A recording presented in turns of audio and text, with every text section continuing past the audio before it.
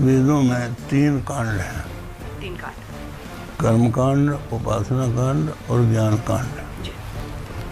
तो कर्म कांड कर्म से संबंधित है, उपासना कांड उपासना से संबंधित है और ज्ञान कांड विचार से संबंधित है। तो उपासना कांड में एक सूत्र है कि असत, अचेतन और अयोग्य की उपासना नहीं हो सकती।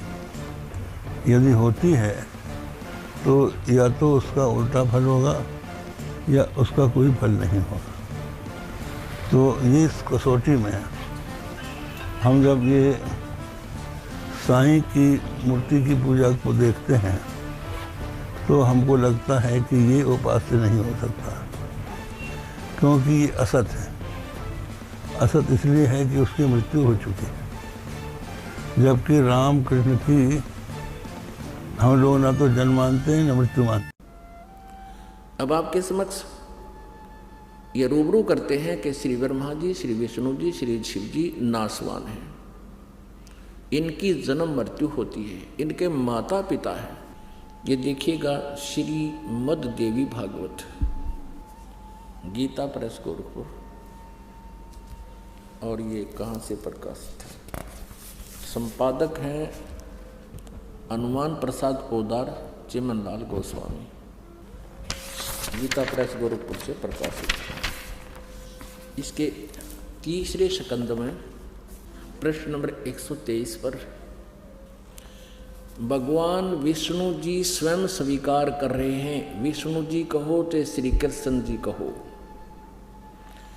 तुम शुद्ध स्वरूपा हो, यह सारा संसार तुम ही से उद्भासित हो रहा है। अपनी माता दुर्गा की स्तुति करते हुए श्री विष्णु जी बोल रहे हैं, मैं ब्रह्मा और शंकर हम सभी तुम्हारी कृपा से विद्यमान हैं। हमारा आविर्भाव माने जन्म और तिरोभाव माने मृत्यु हुआ करता है। हमारा तो जन्म और मृत्यु होता है, केवल तुम ही नित्य हो, जगत जननी हो, प्रकृति और सनातनी देवी हो। भगवान शंकर बोले, देवी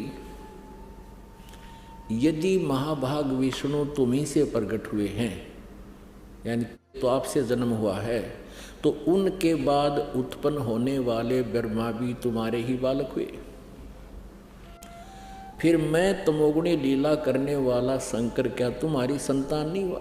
अर्थात मुझे भी उत्पन्न करने वाली, जन्म देने वाली तुम ही हो शिवे। संपूर्ण संसार की सृष्टि करने में तुम बड़ी चतुर हो।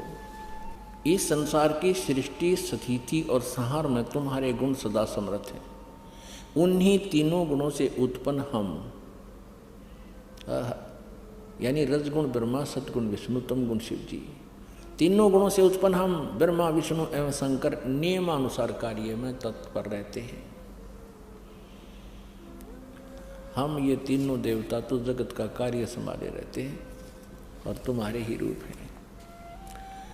अपनात्माओं, इस पवित्र श्रीमद देवी भागवत अर्थात शक्ति पुराण ने, दुर्गा पुराण ने 4 कंसेप्ट क्लियर कर दिए इस थोड़े से पवित्र उल्लेख ने।